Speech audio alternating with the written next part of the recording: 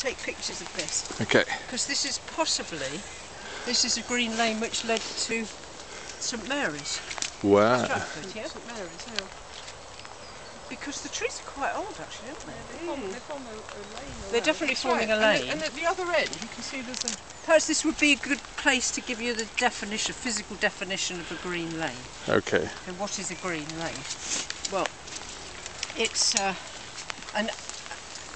lane which is bounded by hedgerows on either side, but they're not always hedgerows. In this case it's a line of trees, and it can be a stone wall, or it can even be fencing with a bit of a mound going up to the fencing. The surface is always unmade, although again that's not always the case. You can, in the 20s, you can have something that started with tarmac and then it was abandoned and they didn't continue with it. Yeah. But it's usually grass, mud, stones and cobbles. You will often find cobbles. If we dug under here, we may well find them. And most people think of cobbles, think of Clovelly in the sense of it's a very intense amount of cobbling, whereas the early cobbles, there was quite a lot of space between them, they weren't all jammed together, and they would use local building stone as well.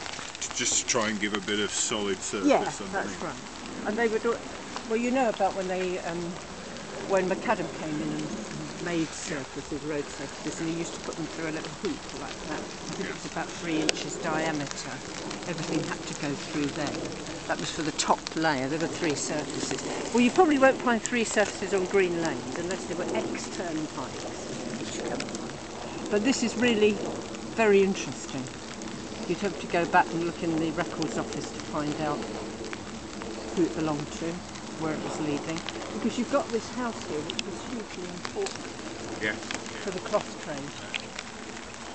If you look at it, if it goes that way